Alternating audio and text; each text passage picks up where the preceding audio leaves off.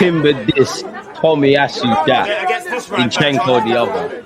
They can have all of that. I just want to know when any of them done this.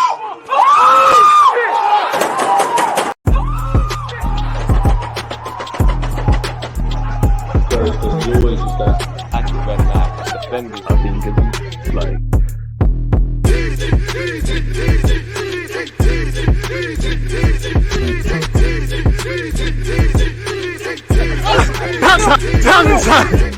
People deluded, I'm back again. Come on, Ian. Come on. As the big man Ian Wright just said there, people deluded, I'm back again. I'm joined by the different knock. Before we carry on, I'm so proud of his growth. Make sure you're subscribing and things. 100K, mark my words, 100K by, I was going to say February. Now I'm going to say January the 31st, man. It's not going to be February. Nah, it is, man. It is, man. It could be done, man. I'm proud of the growth, man. And that's what drew me to your content, man. Like doesn't matter how many subscribers or whatnot. I love to have conversations with genuine Arsenal fans. And more than that, just football fans who, yeah, we like to have a laugh and a joke and be biased and things, but can see things. And we've definitely got a lot to discuss. I'm still on to you about Martinelli, my dude. But how you doing? I'm good, man. It's been a while. Been a while, man.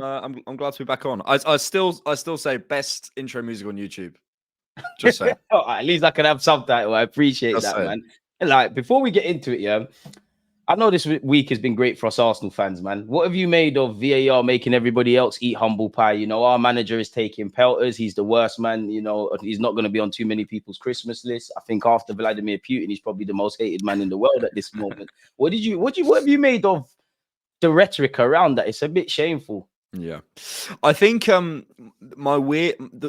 strangest part of all this is the fact it is so tribal when it affects the game at every level. It affects everyone. It's, you know, even if you're playing National League and there is no VAR, that, you know, there's going to be an effect and a trickle down effect of it. And no VAR against West Ham when we arguably could have had a goal disallowed. So yeah, you're right.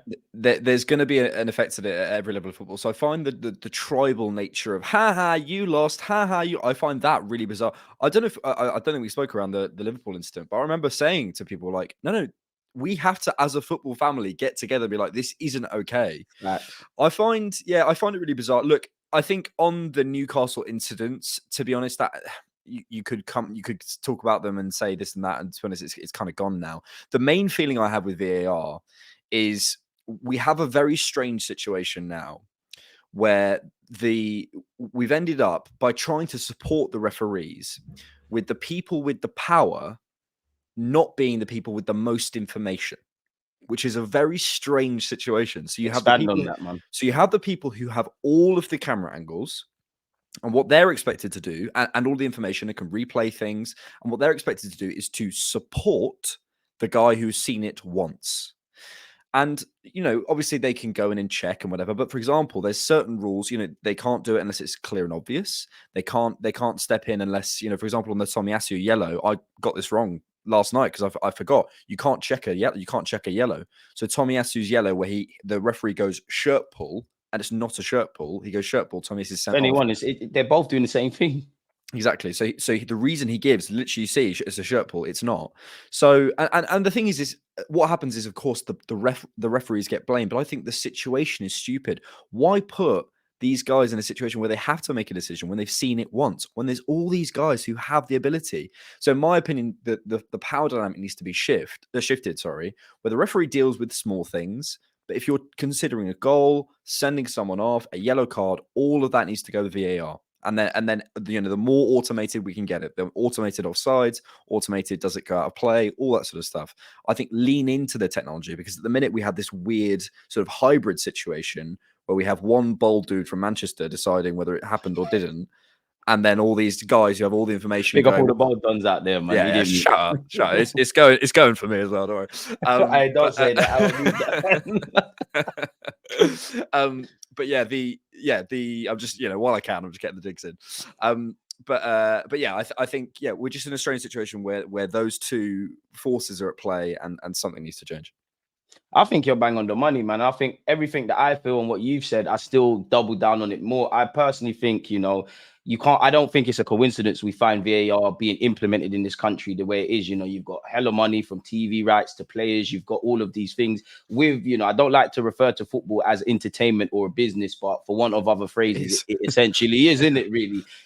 So with all of that and all of these fat cats that, push the game and, to get better and better, I don't think that where we find ourselves with VAR is a byproduct of negligence. I think it's that way for a reason. I think it gets people like us two talking on platforms and all the other platforms and all the people in the pub. So I think it adds to this controversy and the entertainment package of the Premier League, if I'm brutally honest. I always wonder, could it be worth bringing in foreign referees? Not that VAR will change necessarily, but we bring the best players in. If you can find someone who's English like Declan Rice, great. If not, you're going to find the Partey or whatnot. Why is there no foreign referees? And again, I'm not a religious follower of all the other leagues, and I'm sure there's VAR incidences week in, week out. But to me, as an ignorant follower primarily of the Premier League, it seems like we're having more of these cases than not.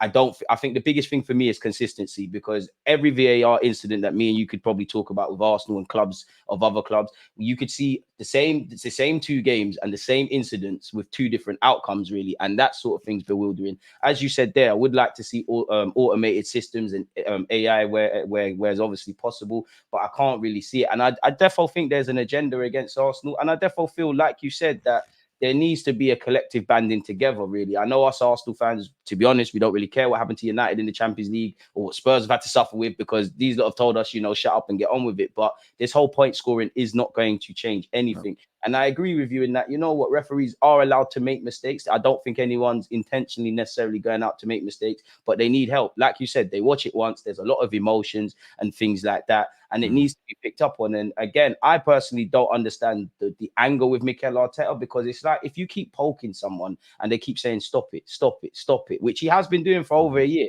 eventually he's going to start effing and blinding, and he's put up with it. A lot of the time, Arteta, because I think there is a correlation, more time when we've lost out on a game to VAR, we haven't necessarily played well or won games. I look at the Brentford game, for example.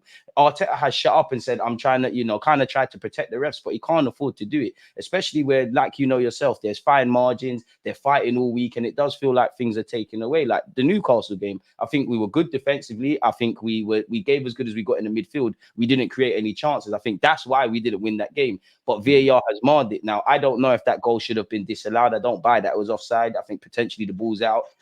Maybe it's a soft foul, but just because it's a soft foul on Gabriel doesn't mean it's not a foul. I'm prepared to put up with that. My problem is, going back to what I said, bro, in that same incidents will happen and then it will be disallowed. Or Saliba against Chelsea, the same thing will happen with a different outcome. So you struggle for the consistencies. And I just feel there is an agenda against Arsenal. Clearly, Mikel Arteta says it. The whole talking point hasn't been about what Arsenal and Newcastle could have done to win that game, or about Arteta's tactics. It's now become the fact that Arteta is speaking. And as you know, is it too far-fetched for me to think, let's be really honest, Jamie Carragher, Gary Neville, they're all friends with Howard Webbs and all the referees. They're in the WhatsApp groups. They control the media in a sense of Sky Sports, so they can show the narrative. They've probably got a message where they said, let's ease off the refs a bit. Let's take the firepower off them and make everything about Arteta. And I feel all the talking points isolated to that game have now been lost. But yourself, we're going to be here again and again, bro. Yeah.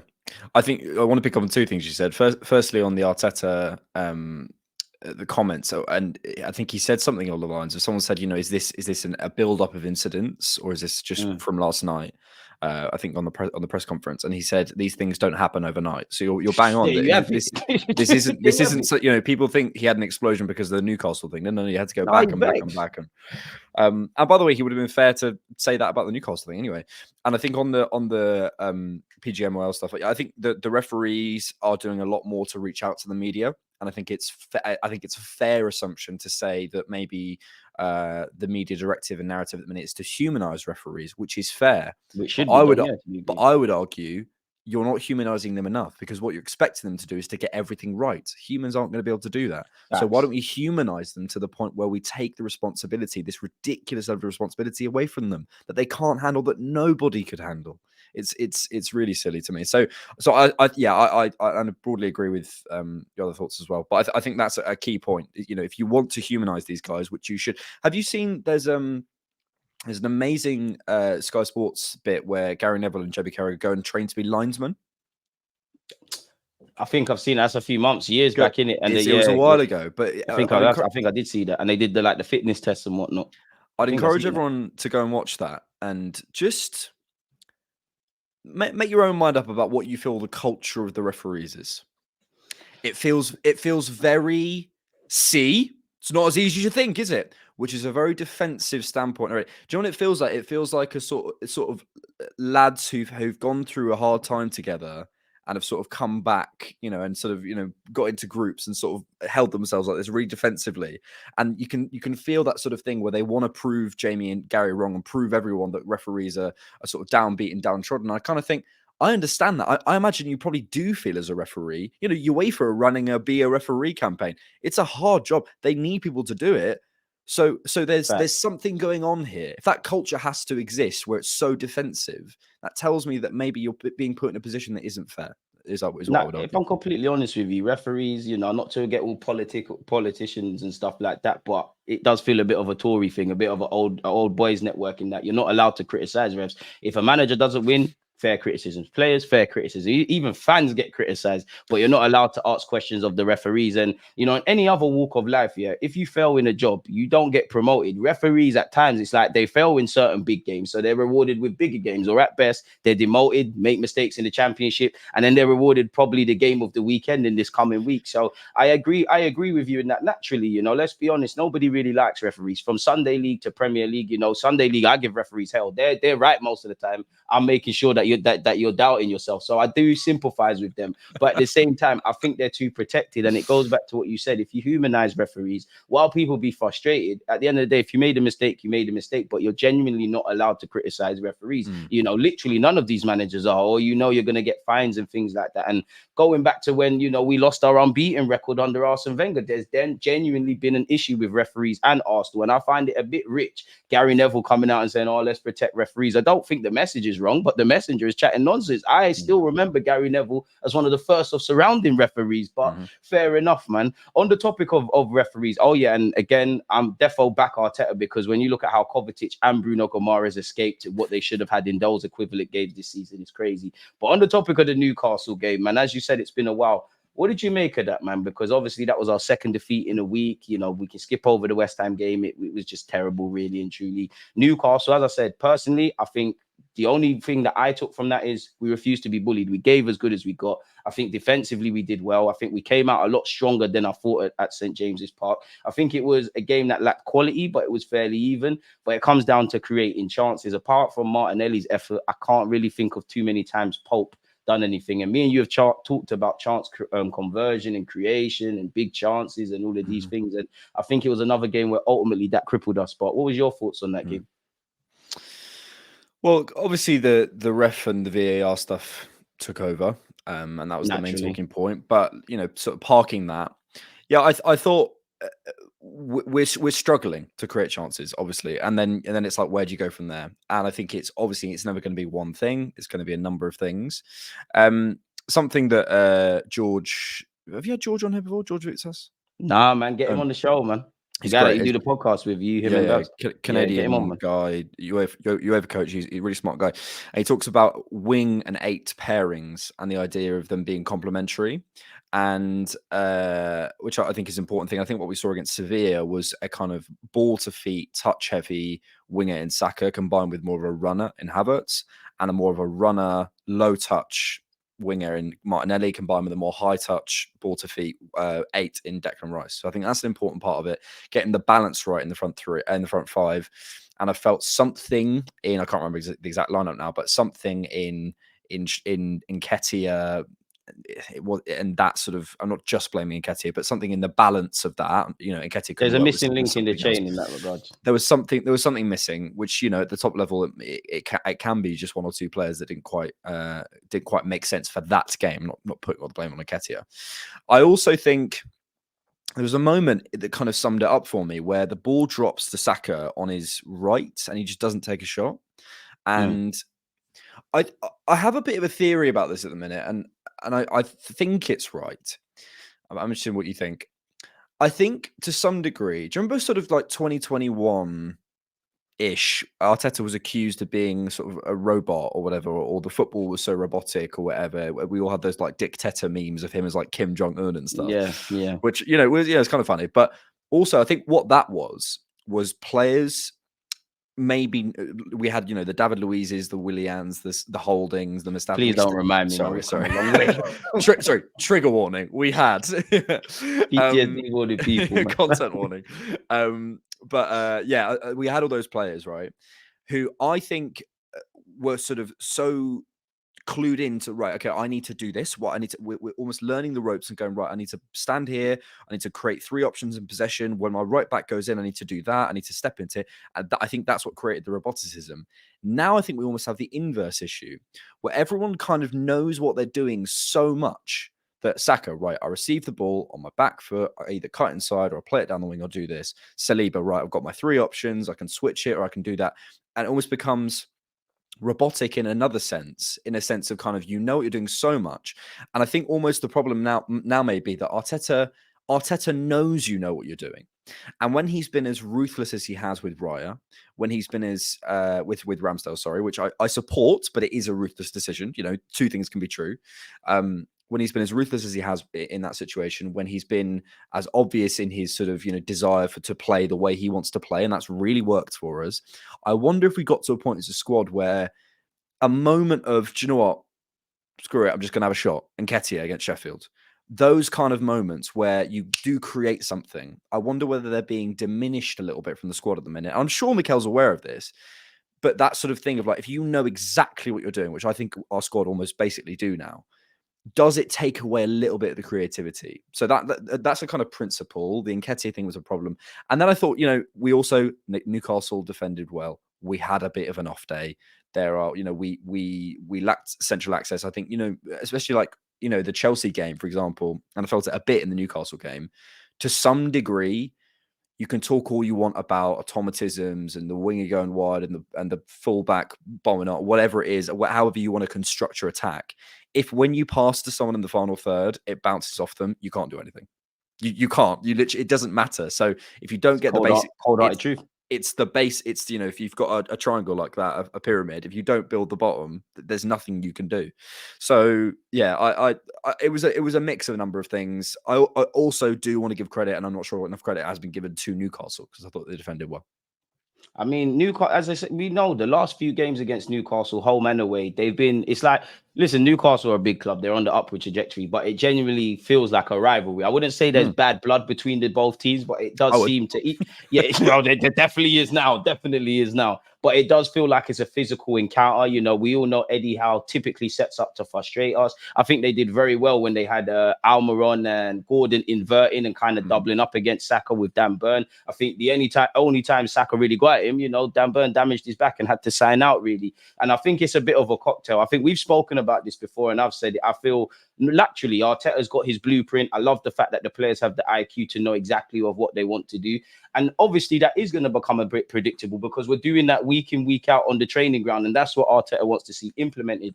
Kind of what you said and what I've said previously. I don't know how Arteta arrests it, but kind of what you alluded to. I think it needs that healthy bit of randomness, not too much randomness, but I think it needs that. I think we've showed elements of going a bit more direct with Raya. We've seen it work against City, Sevilla, and obviously Chelsea. But I think maybe we need to find a bit more balance in that regards.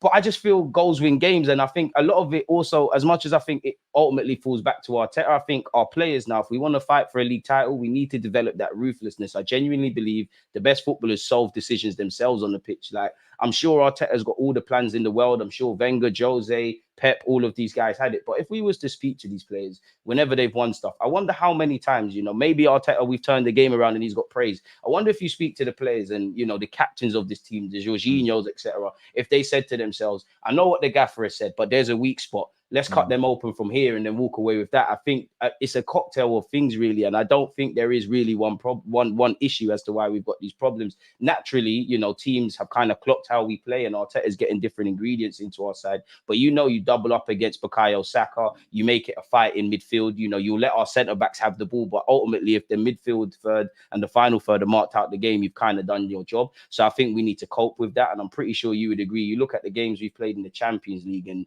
the foreign teams compared to the Prem. Is there any coincidence that Saka and Martinelli are not being tripled up against? There's hella space and they're dominating teams. Now, they're not always going to get space. It comes with the territory. You're two of the most dangerous men in the Arsenal team and some of the most dangerous attackers in the league. They're naturally going to double up against you. So I think it comes down to that. I do think we need a couple more bows to our arrow and an attacking third, really. More so, I think we need maybe a striker that I don't ever want Arsenal to be a bit more of a direct team, but potentially just to have that gear to do that a bit more. But I think we need to smell blood. I think there's even been games where even Sheffield United, we won 5-6-0, however many it was, but the first half should have been put to bed in that. So I think the players need to learn to smell blood. I do think past the point, there's only so much information and stuff Mikel Arteta can tell you. Once you go out to that field, it's like being a boxing coach. If you're going to the boxing match and your boxing coach is telling you about the weakness of the opponent and what you should do and what you shouldn't do, and he's told you everything, he knows how my man even blinks. Once you step into that ring, it's down to you really to, find a solution to it. So I do think the players need to get onto that really. And I do think a lot of it comes down to personnel. I do think we need that younger Jorginho because you can see what him and Declan Rice long-term could do. I think it comes down to the midfield as well, man. And I think there's a bit of maybe I'm reaching a bit, but when you read between the lines, Nketiah has been playing with a knock. Jesus has been playing with a knock. Saka's had a knock. Declan Rice has been touch and go a lot of the time. So it's not that I'm finding excuses, but Odegaard as well. These little percentages ultimately might have taken things away. And like you said, sometimes there's nothing you can do about poor first touches and hitting shins and things. Like, I don't want to make this about Eddie Nketiah because it's not just him and it's not a scapegoating thing, but he's barely being given any chances. But when you do have them chances, and I'm sure you remember against Newcastle, that terrible attempt at a left-footed volley, you've got to be able to take these opportunities. The manager can't sign up for things. But I do find it hard to just blame the manager for 90 minutes of just working Nick Pope once, because you saw in the Dortmund game, the minute you asked Newcastle some questions, they're in issues. But as you said, I do think you have to give credit to Newcastle.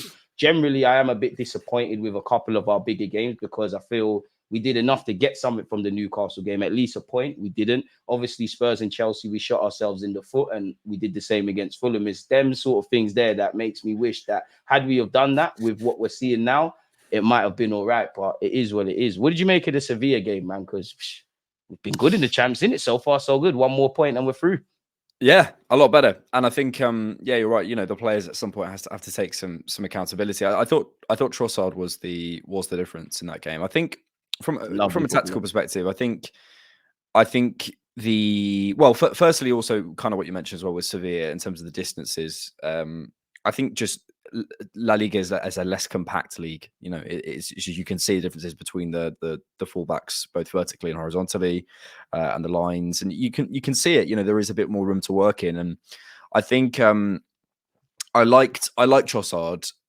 I suppose it's kind of where you see the vision of the team going, and maybe Trossard and Eddie are two good examples where you have almost like the how do I put this not unkindly? We have Jesus as a false nine option, who I think if Jesus could stay fit, that could be the answer. It's just he can't stay fit. If we had Jesus fit, if we had Jesus fit every single week, then I don't know if you saw that interview with Pep this week where he talks about I'm only working with John Stones in this way because it's John Stones. I adapt to my players. I'm not going to just impose my ideas. I'm sure Arteta, if he had a Victor Osimhen in the squad, would play with a proper number 9. But because he has Jesus, he plays in a different way. And I think that's right. Had he got Vlahovic, who we maybe have got that January where we signed Jesus, we wouldn't know what it would look like. You're right, man. We'd be playing differently, 100%. So I think it's about adapting to players a lot more than maybe people suspect. And I think, maybe the Jesus thing is, okay, we're having Jesus here. And if he can stay fit, our wingers become our superstars. And that's how our attack looks circa, Liverpool circa sort of 2018-19, right? But I think then... Warriors, as we called them. The COVID Warriors, yeah. But I think so that doesn't work. So I think Trossard is the kind of maybe the less potent version of that. And I think at the minute, that might really work for us, because I wonder whether the only version of this team that really gets the best out of the attack right now is a proper false 9. I think Eddie enjoys the last line too much, enjoys running in behind a little bit too much, enjoys running the channels too much, which in another team... way, a bit too selfish. Yeah, exactly. And you have very to be striker oriented. You're bang on. I said this yesterday on something. If you have like the sort of the individuality and the team, you have the sort of the two forces, the individual and the team. I think Eddie is like a notch closer to the individual, which he needs to be as a 9. He's a striker. You want them to be selfish. You absolutely do. So it's not wrong. It's just in this attack with our wingers who are our superstars. Let's be clear. Then what do we do? Even Martinelli. Come to that. I'm never gonna let that down. The Jesus. I just think maybe that's the best composition of this attack. Whereas if we had more of a, say, a Kulusevski type or whatever, maybe that's you need a superstar 9 like they did with Harry Kane. So I just think when you look at the Sevilla game, I think you can see the benefits of having a more facilitative number 9 than a more strikery number 9 in Nketiah, which doesn't make Nketiah bad or wrong. It's just different.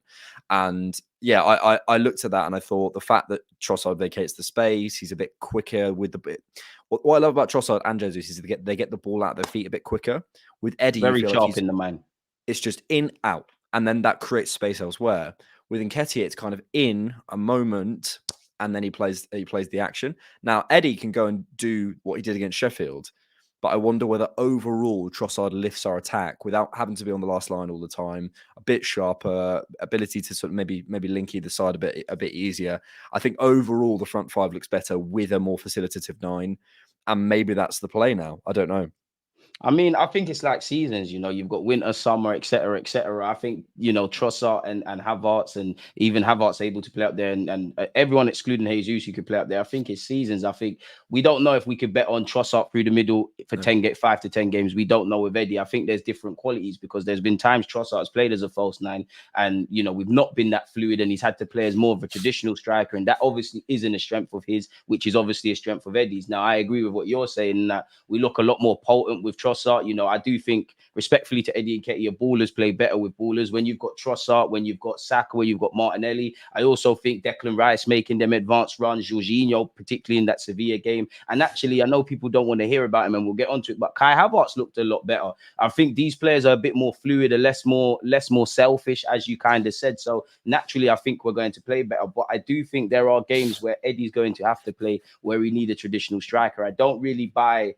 I like them both for the squad. And for me, I wish if there was 12 players, we could play Trossard. But I don't really buy the long-termism, if that's even a word, with Trossard through the middle. But I think right now, that has to be something we explore until it goes wrong. Granted, we could start, God forbid, but against Burnley, Trossard could play through the middle. And what we saw in midweek, it couldn't happen. And we're screaming for Eddie Nketiah if he's fit or somebody else. So I don't know, really. I just think we need another striker to go with Jesus, and then by all means have all of these other options, really and truly.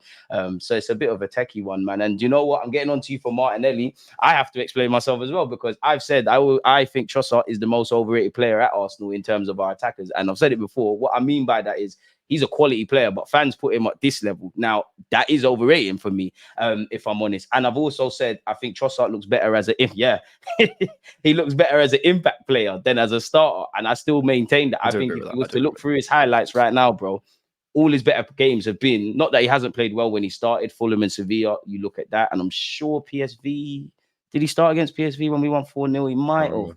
I can't remember, but I think he did. I still maintain that. But I've always said I do think he's the best finisher at the club. I think he's the best decision maker, give or take, with the players in the final third. And we've got to utilize this. I think when you go through a season, sometimes when you can see a player's in a purple patch, a bit like Eddie and Fabio Vieira early in the season, I think sometimes you have to play on that. I think some players are going to play because Arteta wants to change systems and other strengths and weaknesses in here. Some players, maybe Arteta hasn't really got in his immediate thinking, but they're in a great run of form. And I think that's what we've got to be able to use. I think people can see you need squad depth, but definitely from August until this point, you can see with the injuries, with the loss of form, with different dynamics in games, we really do need a squad, and there's different more bows to our arrows required, man. But while we're talking about squad depth, I'm sure you've seen the information, man. What have you made of Thomas Partey's latest sort of revelation, really, or the news coming out that he's out for 2023, really? I can't say it's surprising, but yeah, what's your thoughts, mate? How many tabs? Oh my God. Do you know what?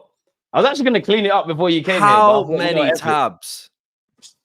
Allow me, man. I'm working every one of them, man. My laptop hates me more than you, mate. But there's a method to the madness, man. That's why we've got them. I'm trying to make sure nobody misses any information. I can't imagine you would have missed it, but I thought, you know what? Just in case he hasn't seen it, let me make sure he's able to read everything. This is the thanks I get. It's very thoughtful. It's very thoughtful. I feel like Tomiyasu last season, where he's underappreciated, but fair enough.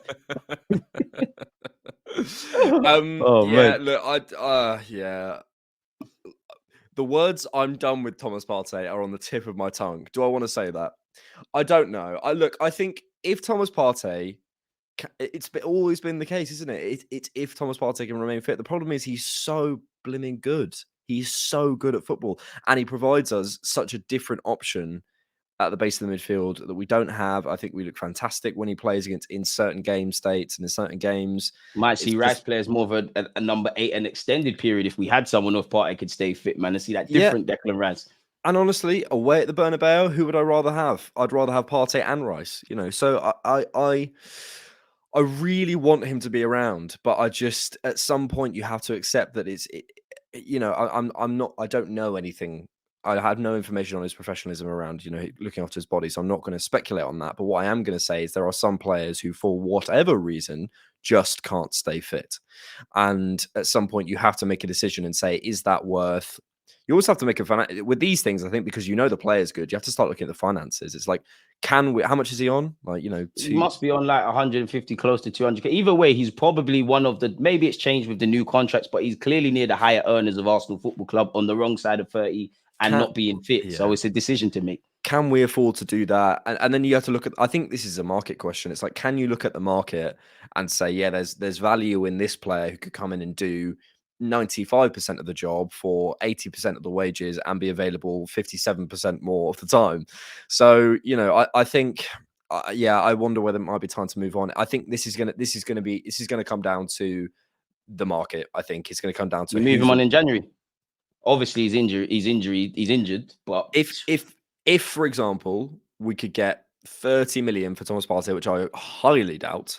But you never know. In a Saudi club in January coming in, who knows? If we could get 25, 30 million for Thomas Partey and it freed up some money for, it sounds like the Douglas Luiz interest. Personally, I think they're quite different players, but you go for a different profile. I don't know. I think about what Thomas Partey can bring to the team, and I don't think anyone else can. So I'm always keen to be like, no, leave him around. But it's the same with Jesus. It's the same with Zinchenko to some degree, although it's better this season because I think we're managing his minutes better.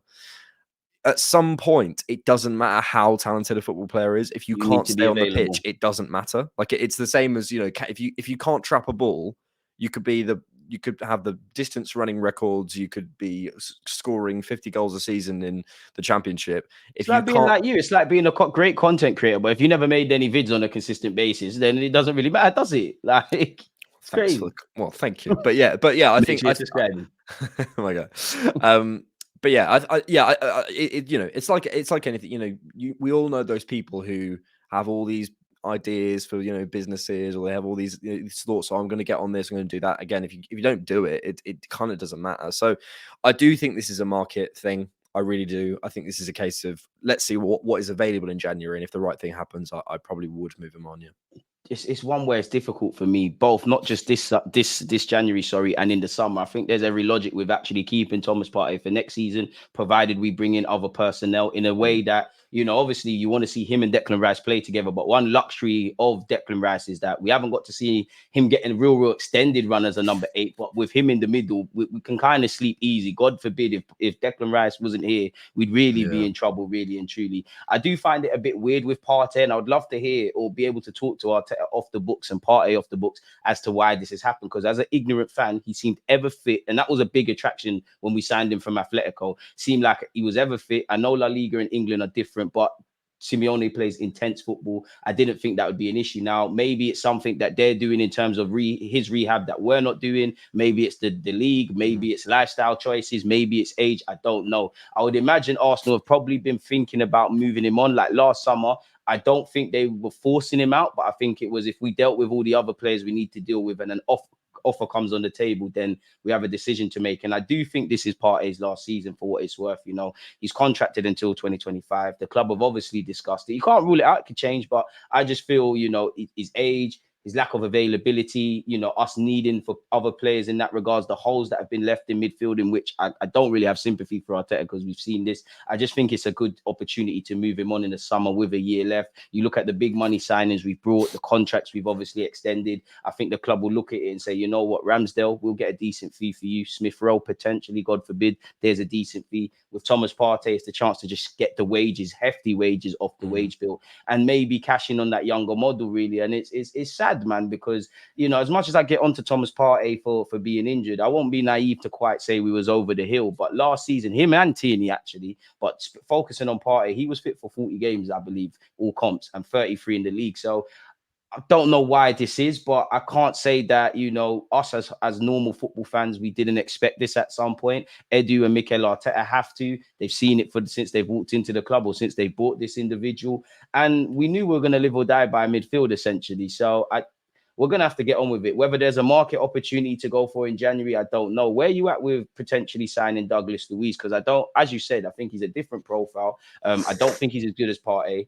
I think he will be overpriced in January. Naturally, I think we would have to overpay. But yeah, between them household names and maybe our scouts doing a job, I don't know where we're at. But where are you at with potentially Douglas Luiz? Because we've also been linked with him and Zubimendi again. Yeah, I'm not. There we go. There it is. Got there in the end, man. He knew. Actually, I haven't actually even seen this, so I'm glad you brought it up. Oh, now you're friends of the Tab Police now. I see. Arsenal are going to look again into the midfielders market in January. Thomas I understand Douglas Luiz remains their favourite option in Arsenal's list since long term. Yeah. Signed a new deal last year as well. And yeah, look, the interest is clear. I mean, I've never watched him and gone, oh. So, you know, but the problem is I've said this. I said that about Ramsdale. I said that about White. I said that about, you know, but obviously you can see the qualities of someone like a Declan Rice. And someone like a Trossard maybe more, but especially going further say that back. About Havertz, or is he still Berbatov, mate? Moving on. But yeah, I think I don't know. I suppose what I'm saying with Luiz, nothing jumps out to me. I think, like, can he pass? Yes. Is he a decent midfielder? Yes. Can he, you know, has he got a bit about him? Has he got, you know, is he a Premier League level footballer? Yes, absolutely. But I don't see what makes him that next level. I mean, how old is he? He must be in his mid-20s, man. Let me look. He must be about 25 or something like that. Let me have a butcher. Okay. Yeah, he's 25. So yeah, bang on. 25, 26 next year. I don't know. I suppose maybe I need to look into him and hear people talk about him. I haven't really made up my mind. Nothing I've seen so far makes me go, wow. And if we're going to be spending that kind of money, and I'm also, you know, are we going to play him as more of an 8? I don't know, I suppose. For me, it's a thing where I'm having Douglas Luiz. You know, I agree with you. He doesn't jump out and I think, wow, we're going up a level. But, you know, if you bring in a couple of players that are decent squad players or play to a suitable standard, then suddenly, you know, we have gone up a level indirectly. I think he's ever present. I think he's fairly tenacious as a 6 or an 8. You know, Edu's seen him in his old job in Brazil. Arteta's indirectly worked with him at City. We have been signing Premier League proven players. And generally, apart from, you know, Mr. 65 million, they've all kind of done well. To be fair, Willian didn't. I'm having him. But as you said there, it comes down to the money. Now, I don't really care because it's not my money and things like that. Not that I've got millions, but if it was a 20, 30, 40 even, you could go with that in it, really. Where are they going to put him? Because if you look at it and you say, well, Arsenal, you lot have been spending money. We've just given him a new deal. Emre's kind of flying with Aston Villa. You're going to kind of have to pay an inconvenience January fee. And ultimately, if he, in his own way, is the difference between us achieving what we want to or not, then fair enough. But he's probably going to cost too much. And then when you look at the summer, could you go for Zubimendi with his release clause? Could you go for this guy, that guy, and the other? I'm sure there's all different ranges of profiles, really. And it does make me go back to last summer, really, where, you know, again, I'm not the biggest critic of Kai Havertz beyond the obvious. I believe in him. I want to give him a chance. There are obviously concerns, but 65 million pounds was essentially spent on a player that you can play in midfield, you can play up front, but what are you and what are you best at? And when you're best at, whatever you're best at, are you one of the best in the squad at that beyond the obvious? And are you one of the best in the league? And do you really make us more comfortable in a midfield body? Could we have kind of, same way we got Declan Rice, could we have just dealt with this in the summer, essentially? I'm having Douglas Luiz, but I just think he's going to cost too much money. I think we need a lot of luck. We need him to make it clear he wants to leave. We clearly need a lot of willingness from Aston Villa to get the deal done. But it comes down to money. I placed Douglas Luiz personally with the Pedro Netos and Ivan Tonys and that, yeah, they're attainable players, but you're going to have to pay a lot. And I can't see us doing that in January, especially where the fans are going to want stuff in the summer. And, you know, is 50 to 60 million on Douglas Luiz, 65 to 100 on Tony, whatever they want for Neto with his injury, is that more value for money, or are these good players that we can get now, or could you get better in the summer? I don't know. I really don't. So Yeah, it's a tricky one. I think from a deal perspective, quickly, like it sounds like the David Raya situation. We had some report from his agent yesterday saying it's it is 100% an FFP thing, and that was our last deal of the window. So I wonder how close we are to the mark on FFP. I think of Douglas Luiz. How much did we bid for him last time? Like 30 mil? 30 or something, and they told us where to shove it, really and truly. I think that would have been a decent little buy had we have done it then. I would have been cool. Yeah. But in January, with a new, after, clearly we're the ones who need him. Do you know what I mean? If we have a Thomas Partey injury, they're going to be looking at 50, 60. So I don't know. I don't know. Especially, it feels unlikely to me. And I wonder whether... I'm sure Douglas Luiz is interested. I'm sure he is, because why would we, keep going back in? I'm sure Fabrizio is well connected, etc., etc. But yeah, I don't know. I find it a little bit hard to get my head around at the minute, I suppose. Same. And ultimately it comes down to money, man. Of course, I would like fairly household names or players that we know, but by all means, Arteta and Edu go after them players or go after players we don't know. I mean, we have to have looked at this midfield for a number of years and known that was an area we needed to bring in longevity. Beyond the obvious, Declan Rice is of the right age, best years in front of him. Beyond Declan Rice, and I'm focusing purely on people likely to line up with or in place of Declan Rice behind Odegaard, I think there's more questions than answers, really. I think Declan Rice is the only player that there's no question marks over, apart from in a good way, can he really become that number 8 as well as locking down the 6? Lokonga, the less said about him, the better. Obviously, Thomas Partey is a quality player, but he's on the wrong side of 30 and he can't stay fit. We love Jorginho, but I think with Jorginho, I think he does a lot better than people give him credit for. I think he was all right against Newcastle, but you are going to have them games like potentially against Chelsea in that first half where him and Zinchenko's a bit suicidal on the transition, or like against Spurs where there's too much space for him. So you kind of sign up for that. And then, it's only Declan Rice. I think you look at our defensive options, whatever you say about them, we've got some good collective options, including Raya and Ramsdale. Up front, we all would like another striker or a winger, but I think there's more answers than questions. It's that midfield. And if I'm really harsh, Edu and Arteta, you both were midfielders. So this should be the area that there should be confirmation over. So we'll have to see. What do you make of us sending scouts to go and watch Zubimendi again against Benfica on Wednesday? Again, last Jan we was linked with him. Didn't go for him in the summer. Neither did Barca for all the talk around him. Been linked with us again and a number of other European clubs. You having him. Younger Jorginho to a degree to me. With the ability to defend. Yeah, more metronome, kind of a bit more Jorginho-esque. And I think you're right that if you look at his defensive numbers, he's got something about him as well. I like him. I think same region of Spain as Arteta as well. Yeah, it could help. I don't know. I think so many things have to come together for a player to come to a club. I think people think about it like it's, FIFA, you have one target, you go and get them, you pay whatever they, but it's so many things, he has to want to calm like that, the agents, the parents, the family, the club, the timing, the squad space, the registrate, so many things that need to come together. It's not just whether the player's good. There will be players on lists everywhere, and there will be, scouts and, the constant conversations about certain players. There's a whole, departments of the football club just constantly going to games, watching players, or creating reports. And, whether you press the button and there's also always, Zubimendi's agents have been contacted. That might be because it's like we're going to go for this guy, but if we can't, then we need to go for this guy. We need to put in the legwork early and stuff like that. Plenty of meetings taking place all the time. I'm sure he's an option. I'm sure he's on the list somewhere, and I'm sure he's someone that Arteta and Edu like. Does that mean we're going to go get him? No. In terms of the player, I need to watch him a bit more, but I like him. I think he's, obviously a good age profile. I think he's got the technical ability. I like what he does on the ball. I think, he's an all-round midfielder, and I was surprised when I watched him at how good he was defensively. Because I think I went in with that kind of presupposition of, it's a Spanish midfielder. He'll be really techie and lovely, but actually won't have as much on off the ball. But I actually think he's got a lot off the ball. So I like him, but I think but yeah, as I say, I think so many things have to come together to make things happen that I don't know. I think especially in November, like I think January is so market dependent. It is so dependent on who. It's a reactionary market in essence. You're reacting to what you did or didn't do in the summer. Some players want to leave, some players want to do others. There's contracts. It's a reactionary market. I share everything you're saying with Zubimendi. I just think it comes down to, when you look at it, people will sit there and say, oh, he's got a 50-odd million release clause. Clearly that makes a bit like when we bought Partey, that makes it easier for us. But as you said, there's a lot of dominoes that kind of have to fall into place. And I don't know him. A year could change. But last year we heard he did not want to leave Sociedad because they were mid-season. They're fighting for the Champions League to be in it. That's his boyhood club. You flip it on its head. They've qualified for the last 16 now. Why would you want to leave mid-season? And also, we've got to remember it's a Euros year. As we know, that can boost your chances of getting into the Spain squad, or it can obviously decrease your chances. So maybe it's best just him being focused and stuff.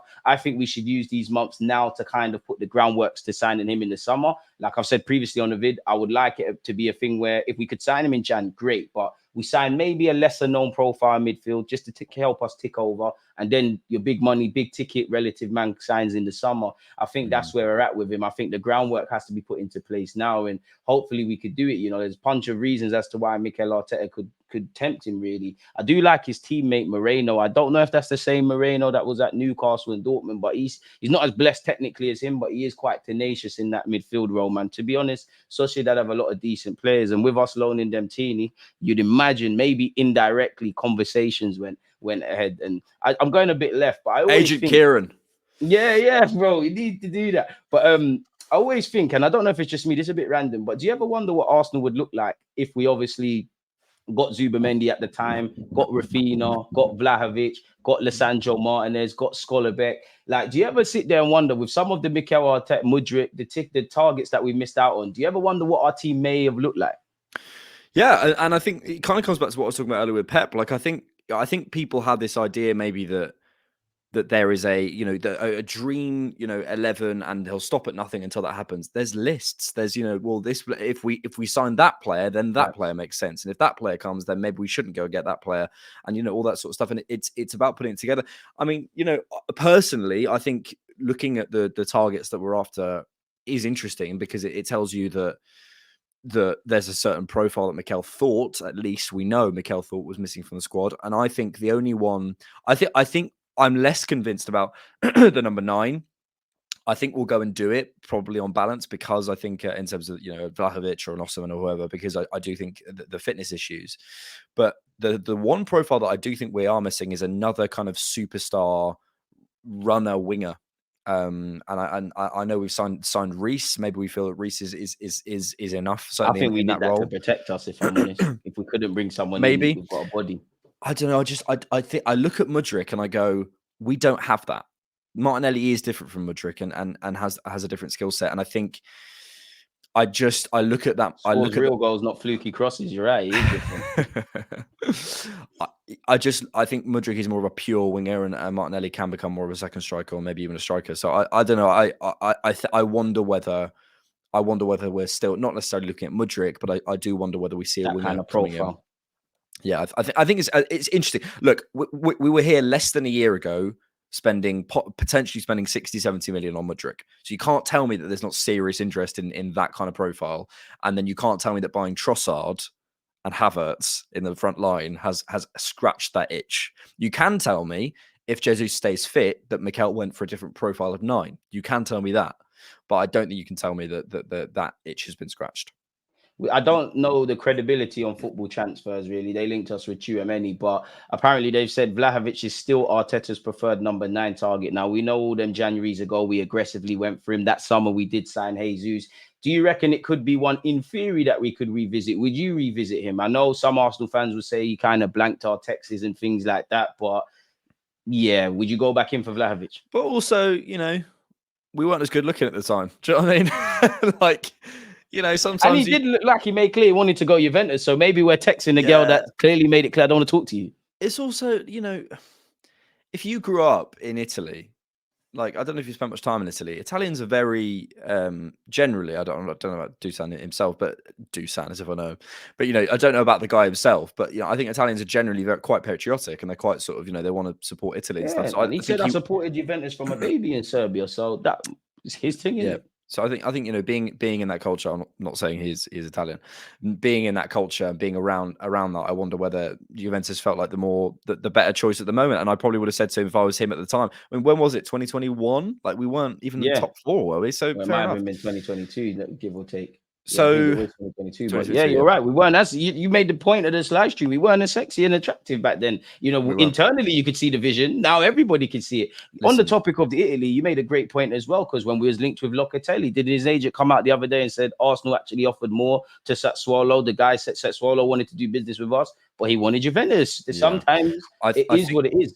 I think specifically, like for example, I don't think the same thing would happen with a Spanish or a player playing in a Spanish club with like Atletico. I don't think that it would happen with Real Madrid and Barca. Yeah, But I do think Italian players or players playing in Italy or have played in there for a long time, I do feel that there's a slight romanticism of those kind of old very clubs like patriotic. Juve, AC Milan and stuff. I do feel that. Like only So Verratti kind of goes left to what you're saying, really and truly. yeah, I don't know. I like Vlahovic.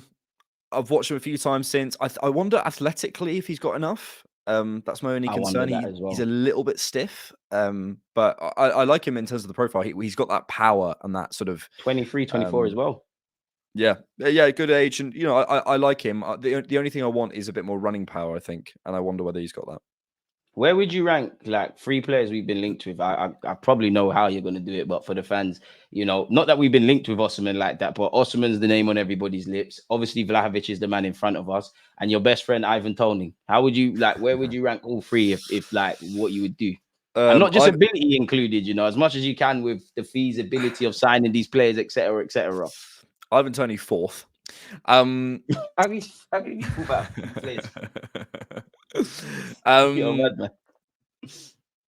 I would probably go with Osimhen first, and then I'd put Vlahovic second and Toney third in terms of the profile and in terms of what Arsenal need right now.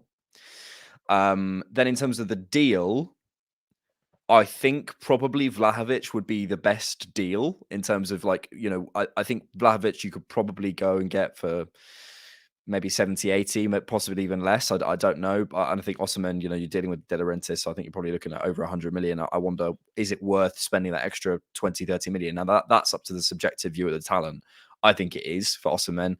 Osimhen, I agree. What we need at Arsenal is inevitability. We've got an inevitable centre-back, William Saliba. He is... He is Thanos. We've got... I haven't watched any of the other. I haven't watched any Avengers, so excuse my references. But we've got another Thanos 2, in the midfield. They're all Thanoses, but we've got pair of them in an Arsenal team. With I'll throw Odegaard into that as well, even though he's not flavour of the month anymore. And I think we can make it work with Osimhen, with Saka and Martinelli to make a trio of Thanoses. We've got 3 Gabbys, and we need another. We need 3 Thanoses. I think. Look, I just can be Spider-Man, man. Protagonist settings. Or Black Panther or something, I don't know. I love it. But yeah, I just think Osimhen's he can and will be inevitable. He can and will be one of those players who he will get you a goal. And there are games, you mentioned them earlier, Fulham, Spurs, the Newcastle games where you're struggling, you're not playing well. Chelsea, it's a hard night, and he will just pop up with a goal because he can score headers, he can score. Couple draws turn into victories, couple L's turn into draws, more points on the board. Outside the box. He's got his work rate's fantastic. He's got the height, he's got the strength, he's got the pace, he's got everything, mate. And he's the right profile and age. So he used to be an Arsenal fan as well. So I just think we wanted him since 17, 18, as he keeps saying, and shout out Mr. Wenger as well. So you're bang on the money. Exactly. So I don't know. I just think that is the play. Vlahovic, I think, could work 100%. He's just slightly less athletic, I think, and I think Toney, as I've mentioned before, I don't think we need that kind of profile personally. Yeah, no. Explain the Toney thing to those who haven't, because I don't think you're necessarily wrong. Really, I just hate him on a personal level. You'd be surprised. Some people think you're not being sarcastic there. Be easy, man. YouTube's weird. Big up the YouTubers to like and subscribe. Oh, mate, I've had some mad comments recently. Yes, I think I just think with Toney, it's a kind of price to impact thing. Yeah, that's I think I like it. With Osimhen, if you spend 120 million, you will get 100 million worth of impact. You're spending a little bit on top. You're getting Declan Rice level of impact. You're getting, if we bought William Saliba last summer for 100 million, which he's worth way more than that, I think, you're getting 100 million pound worth of impact. If you buy Osimhen for 120, you will get 100 million pounds of impact. I think with Ivan Toney, you spend 60, 70 million and get 30, 40 million worth of impact. Good player, very good player. You see shades of Lacazette then, basically. I just think, if you're going to upgrade in the striker position, when we have Eddie, we have Jesus, we have Trossard. You might not think that's enough for this season. That's fair enough. But if you go and sign Tony, you then just scuppered yourself. You've not taken yourself from here to here. You've taken yourself from here to added another option. If you like, what I understand that Arsenal fans go, well, he's going to thrive in a new system and he's going to score more goals. But if you look at his best work, again, it's facilitation. He's not. He's closer to a killer, but he's not going to come in and score 20 more Premier League goals than, he's not going to come in and score 30 Premier League goals. He's going to come in and do a very good job as an analog to Jesus, maybe slightly less than facilitation, slightly more in terms of finishing chances. And yeah, we probably get one more point or maybe one less point. It's about the same. So I just think if you're going to do it properly and go and get an Osimhen or someone else. And I agree with get that bloke from City. What's his name? I don't know. I've never. What is that? The guy that got locked up by Saliba? But that could be anyone. I don't know. I don't know, man. I think he's the second best Norwegian in the league, man. I know Odegaard's the best, but yeah, man. Shout out to El Nene, the best Egyptian in the league. But I agree with you with Tony. I like Tony. I think Tony would add something. I do think he'd improve our system. I do think he'd score more goals. I do think he fits us like a glove with how he facilitates, and I like his mentality and things. I just think it comes down to price. Like once you look at, like you said, if you could get him for 30, 40, and you was to sell Eddie and Nketiah and Ivan Toney takes his place and does stuff, I'm all for that with his age and whatnot. But I just feel he's overpriced, really, essentially. Like, if you're going from 65, anything from 65 to 100 for Toney, which has been quoted, then I'd rather wait till the summer. Like you said, Osimhen, Vlahovic, maybe other strikers that we're not privy to. Then if them things there don't work out, then maybe you could explore the Ivan Toney thing. Now, obviously, he's turning 28 or he's 28 turning 29 or something like that. I still think there's years in the tank. I still think he could bring something to the table, but I just don't feel it's the first option we should be exploring, really. Like if you offer me Toney and Jan or Osimhen or Vlahovic in the summer, I would rather us go over there. Like I know a striker and a winger is of the same importance to what I'm about to say and their priorities of Arsenal. But me personally, in January, I'd like to see all our focus targeted on kind of eradicating these issues we have around central midfield. Yes, goals win games. I would love another striker. If it's there to be done, then 100% do it. But I just think these things go against Ivan Toney. I think with Vlahovic, not that I care about resale value, but at 23, 24, clearly there's a lot more upside. Toney is kind of what you see is what you get. I do think in Arsenal's team, he would obviously... We would create a lot more and he would score a lot more, even though currently that's not even the case. You could argue signing a striker doesn't really solve our problems because we're not creating anything. It's like buying a PlayStation and still not buying any plugs to connect it to the TV. It doesn't make sense. And as much as I like Toney, you haven't played for about 8 months. Are you going to impact us from the start of January? Probably not, because you're not fully fit. Yes, you're now training and behind closed doors friendlies and things like that. So yeah, I think if it was up to me, out of them 3 targets, Osimhen's the first. Now, the only mark I could say against Osimhen's name is, I know he's played in different leagues, but I don't know that you're going to be a hit in the Premier League because you've gone from Italy to the Prem. But I would say Osimhen first, Vlahovic second, just purely off the basis with Vlahovic that, Arteta can make mistakes, but just off the aggression he went with trying to buy him allegedly to the papers, that must tell me that there's a method to the madness. So I would say then Ivan Toney, if it could be done for a deal, then fair enough. I think out of all of them, Toney's probably the easiest to get because of his contract. Saying that, I do think Osimhen's contracted until 2025. So who knows, man? To kind of wrap up this live stream, though, I want to ask you before we get out of it, where we at with Kai Havertz, man? Kai Havertz, because I think in his last 3 games, I'm not going to lie, the bar's on the floor with Kai Havertz, but I think West Ham, Newcastle, and obviously Sevilla, he's done well. I just think, you look at the Sevilla game, it's like everyone else was up here. You was like here. I kind of want you to be there and stuff. I do see a bit more confidence in him. Still can't header. That was a terrible headed attempt. But I like the fact that he's shooting from outside the area. So, yeah, man, where we at with Kai now, Mr. Different Knock? You can see a bit more confidence, which is great.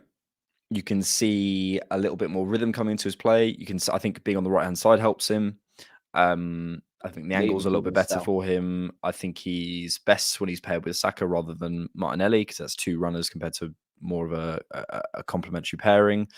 But as you say, I think he's moving from a 5 out of 10 to a 5.5, 6 out of 10. I think my thing with Havertz when he came in was there are underappreciated qualities that people aren't seeing. I think that's still true. I agree with that. However, my expectation was that those underappreciated qualities would go on to have an impact on the team. And he would also add more to his game as he went on. And he's come in and stayed at the same level. And I think it's that ability. It was my question with Fabio Vieira. It's like, I can see, I can see there's a footballer there, and I can see there's a really talented player there, and there's something. But if every pass is a wall pass, if every run doesn't get met with a ball, if every moment where he turns and opens his body, he plays it back, at some point you have to start saying, well, you can't affect this game for us. So we need someone who can. And I like Havertz. I think a lot of it is confidence. It feels to me personally. I agree. I think he needs a moment as well. I still think we're waiting for, if that goal had gone in against Sevilla, I wonder whether, he kicks on from there. I don't know. But I just see a sort of slightly... It's just all slightly down and slightly, I think... He fits in. It doesn't really stand out, is what I always say. Yeah. So is he doing all right? Yeah. Is he, but do we need all right, or do we need someone who can come in and give us world class? The latter. Yeah. It's like you said there, man. I think with Havertz, I feel once we start praising players for working hard and making fouls and all the underappreciated things that I and you are very vocal about with Havertz, I do think we get into a dangerous territory. But I do think those qualities are understated. But if I'm harsh, everyone in the Premier League should be able to do that. Whether you're a German international or a young 18-year-old, that's not really a quality. I agree with you in that he needs that eureka moment. I think he's getting into that scenario now where you need to find your own confidence. Mikel Arteta is backing you. I think the players are backing you. They gave you that charity penalty. I can't read too. I'm not at London Coley, so I'm not privy to anything. But he does look very confident in training. Like, you see cute little flicks. And I always think, why don't you try that in a match? Obviously, if you make mistakes, people are going to get onto you, but mistakes happen. I'd rather you attempt something and make a mistake than kind of playing it safe.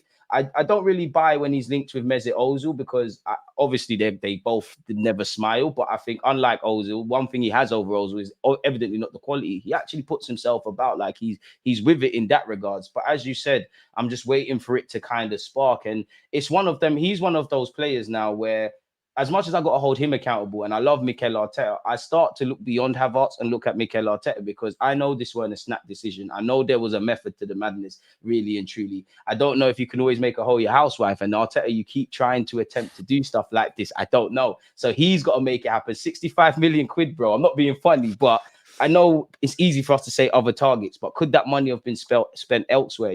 Maybe it wouldn't have been a Kai Havertz, but had you have got another 8 or a 6, would we be sleeping a lot more comfortable in the middle of the park? I don't know, but I'm not going to give up on him. Also, on paper, this is a guy coming in with some height that we don't have. This is a guy coming in who defensively off the ball can add dangerous territory, my guy. No, dangerous when we're praising them. But on even paper, though you're right. On paper, if you go, if you put it all down, you say, well, he could add this, but no, you're fully right. But 65 million. But but 65 million, and then you look at the impact he has had. Yeah, then you start to think, okay, could it have gone on something else? But I think when you sign the player, it's like the Willian thing, right? It's like two things can be true. I didn't want to say it, but it is shades when of you Willian. Signed Willian, everyone went, okay, on a free. His numbers actually look pretty good in his last season. Then he fell off a cliff. So you can't call that a good signing, but you also can't. I don't think you can look back and say, yeah, we all knew that was going to happen. So it's hard. For me at the minute, I want to see him sat down and have to earn his place back in the team through his performances. And I think Mikel is giving quite a wide. He's going to have to play, bro. Yeah, well, yeah. I think Mikel's giving him quite a wide berth at the minute.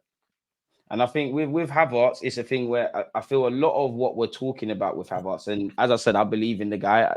I'm a big fan of giving people their flowers where they deserve it. I think in the last 3 games, he's done all right. In terms of starting games, they've probably been the most impactful you've made. It's, beyond, you've come off the bench at times and look really good, Chelsea, City, etc. It's now about taking it to another level. But I do find, a lot of what I say about Havertz and the luxuries I give him and try to fend his corner, I do always sit here and think in the back of my mind, I feel I should be cutting them luxuries to, if you as a young foreign player, you've come from a new league, you need to adapt. This shouldn't be said about a German international, a Champions League winner. And I do feel sorry for Havertz, because you could kind of see some of the struggles were going to happen. They weren't going to change overnight. Whether people like him or not, being an ex-Chelsea man, he was always going to walk a tightrope. And obviously for the money spent and what we needed in the middle of the park, really. But what I always try and say is I hope this is a rainy 4 or 5 months in what could be a good 4 or 5 year career at Arsenal, because it has to work. There's high risk, high reward. I don't know how Chelsea managed to, get 65 million after spending 70 for him. I don't think someone's gonna make that mistake on us. So it has to work really and truly. So I'll give him all his credit, man. My last question for you, let's not end it on a somewhat sour note, man. Declan Rice, the man's just amazing, and him and Saliba, it's just, you're shocked at the consistency levels. Like, what have you made of him, man? The only thing that you can say is no one's talking about his price tag. Shock. And name me another player who has been signed to one of the top clubs for over 100 million. So who are they? Grealish. I think you're struggling, Grealish, Enzo, 100. That's where you threw me off of 100. There's been some big ticket signings, but Caicedo, Enzo. But let's go like over 80 million, like Pogba or whatever. Pogba, Maguire, Casemiro. No, Casemiro. I'm lying about Casemiro slightly. There's always a conversation, no matter how well those players have done or haven't done. There's always a conversation about their price tag. There's always a conversation about, are they going to adapt? They make a few mistakes early on. There's some question. None of it. And it's actually, do you know what it is? The guy is a joke. He's been here forever. He's a joke, bro. It's like he's been here forever. I don't want Odegaard to lose his captaincy and things, but I think all us Arsenal fans think, yeah, you know what, Rice, you might be the captain long term. And for me, obviously, he said it the other day with Keown, like, I'm at home as a 6. I get a bit excited when I play as an 8. I'm loving what he's bringing into the 8 role, but I'm not saying next season he's going to wake up and look like Frank Lampard, but I think next season, when he's had a proper apprenticeship under Mikel Arteta, when he's actually, somebody's fit in the middle of the park that would allow him to play as an 8, because clearly if Partey was fit, we'd see a bit more adventurous Rice. I think a bit like Grealish at City, how, you saw a transformation in the second season. It's obviously different. I think next season is when you will see that kind of Declan Rice. And that's kind of why I want us to sort out the midfield, really, because the midfield is going to see our attack go to another level. It's going to see Rice individually go to another level. The man's a baller, man. I mean, and I do one thing I give Arteta, clearly, there's the Williams, there's the Cedrics. There has been some poor signings, but the success to miss rate under Mikel Arteta for these big ticket players, it's been amazing. Yeah. Ben White, Ramsdale as well. It weren't big money, but there was question marks. So I think it worked, man. Yeah, 100%. And broadly, it's been really successful. And the thing I'll say is, like, people will give Pep like time with a player. They'll say, like, well, give him a year under Pep, and then they'll say, not only is Arteta just a copy of Pep, he's also got to be competing with him, but will never give players any time to do that adaptation. Football fans are very illogical, man. It's because Pep's won, but like they won't give people the same amount of time to adapt, and that narrative doesn't form. And I think Rice has so much potential going forward. I was never worried about his like defensive anticipation, his positioning, I don't think anyone was. None of that. That's all coming at a world-class level. But what I've been surprised by is like the switches, the reverse passes, the positioning between he's going for taking responsibility, man, for me as well. He is all phases, mate. He's so good. And this is the thing, like really and truly, how many 6s in this world are better than him? I think Madrid got a couple, arguably. Obviously Rodri's the number 1. After that, I think it's fair game. Nobody can sit here and tell me that Declan Rice wasn't already, prior to him stepping through the door at Arsenal, top 5 in the 6th role. And he definitely as well is that now, obviously for me, he's one of the signings of the season. Obviously, I think he's top 5 signings of the seasons. I know Maddison could probably have claim to that. There's probably some other players. But Declan Rice, as you said, nobody talks about that price tag. Everyone's like, oh my God, he costs over 100 million, blah, blah, blah. And you know what? I am happy we've got him, because I don't know, had we have got Caicedo that January, if we would have got Declan Rice. And actually, in hindsight now, we've seen Caicedo, he's doing well of recent at Chelsea. I actually don't know if him and Rice would have worked consistently in midfield. So it's always nice to learn them things in hindsight. I know I keep saying last question, but because we've had such a great chat, we haven't spoken about Burnley, man. What's your predictions of the Burnley game to round this up? I think we'll win. I hope we see Trossard. Over Trossard, the false 9, I assume. Yeah. That's probably the only thing. So it would be Trossard, Saka, and Martinelli. I think we probably will see Havertz again because Smith Rowe's out, and it sounds like Odegaard's out. I wonder if we'll see Fabio Vieira, especially because we're at home. Would you start him with a Rice as in the 6? I don't know. I'm interested. Jorginho's played a lot of football. And didn't at the beginning of the season, has come in and played, I think, certainly two full 90s and maybe a bit more. He's ever present now, man. So yeah, he's come in and played a lot of football recently. So yeah, I don't know. I mean, also there's beginning, not question marks, but there's starting to be a bit of a selection thing at left back, right? And personally, I'd start with Tomiyasu. And I think that's really healthy for a squad. You know, long term, I don't think it's going to be an issue. I think Zinchenko will get his minutes. But, you know, I think it's really healthy for Tomiyasu to come in, have a run of games, and take Zinchenko out again. You know, one of our big problems last season was managing Zinchenko's minutes. But I like Tomiyasu. I don't think Zinchenko and Vieira will start together, but I think one of them will against Burnley, because otherwise I think you go a little bit too. And Burnley are a threat, man. Like, you know, they've had a poor start to the season, but actually they do like to try and play expansive football. They're decent. Yeah, on the companies counter. change things a bit. They have some decent players, so they're fighting for their lives. Yeah, so they're not a write-off, but I also think if we turn up and we do our job, it could be a comfortable victory. Like you said, if we turn up and we play to the way we play, respectfully to Burnley, in theory, football's a very different game. You shouldn't stand a chance. Essentially, I don't know for Tomiyasu and Saka. I think Saka will be there. I think Tomiyasu will be there. But Mikel sounded a bit coy on them. He said Tomiyasu needed to come off. Tomiyasu doesn't. None of these players do. But Tomiyasu doesn't strike me as a player that wants to come off unless there might be something. Hopefully, we've prevented something rather than have to cure it. On one hand, I would start the exact same team that started in the Champions League, if I'm completely honest with you. But I do feel, if there is, like you said, there's a selection dilemma. I think Zinchenko looked good off the bench. I wonder, do you go Tomiyasu or Zinchenko? I'm leaning towards Tomiyasu because I think there's going to have to be that fair share of defending. I do think they're going to sit back and soak up pressure, but they're going to be on the front foot a lot more than people expect, as you alluded to with Company. But I do think, do we get Zinchenko in there? Do we get another leg in midfield? Do we get a bit more creativity? Probably, you know what, at this moment in time, which I'll change tomorrow, I'll probably go with the same team. If anything, I guess Zinchenko can come off the bench against tired legs and things. So be interesting, man. We saying for score prediction. I'm going to go 2-0 Arsenal. 3-1. It's at home. We will concede. I need a clean sheet, man, but you're right. You're right. You're actually bang on the money. You're making me want to change, man. Let me stick to my guns of 2-0. Goal scorers. I'm going to go with Saka and Martinelli again, man. Yeah, I think Saka will score. I think we might see a Declan Rice goal. I'm feeling it. I'm smelling it. You know what? Cooking it. I'm all for it. You know what? If he just Declan Rice, watch Eddie Nketiah's goal against Sheffield United. If he can do that, you sure as hell can do it. Just shoot, man, and make sure if you're going to the Emirates, you're screaming that at Declan Rice. What content you got to come out, my guy? I know you dropped a couple of videos in recent days, so I'm not sure if you're on the case. Yeah, I got a few videos that just came out on the channel, and then I want to do something on Saliba, so I'm going to write that over the weekend. Because I've noticed a couple of things. He's a joke. Quality player. That's going to be the shortest video on your channel, mate. What is there to say about William Saliba? Yeah, what a joke. Quality player, man. But yeah, people, you heard it from the horse's mouth. Make sure you're subscribed to The Different Knock. I remember I said 100K by January, people. Make sure you're following him. Check out his videos. Did a great video on Pep Guardiola where I like the way you sneak this other teams in your videos, man. I can't remember. I'm sure you said Liverpool COVID Warriors. I tweeted it the moment I heard you say it. So yeah, go and check that out, people. Let us know your thoughts. Like, comment, subscribe. As usual, it's a fantastic video. We'll be back when Deluded. Come on, my dude, man. Come on. Appreciate that, man. But yeah, people, we're gonna love and leave you lot. Like, comment, subscribe, follow on all the socials. One love, man. Safe. Peace. And now for a decent fullback. With all the talk about fullback. Yeah, against this right back, Charlie.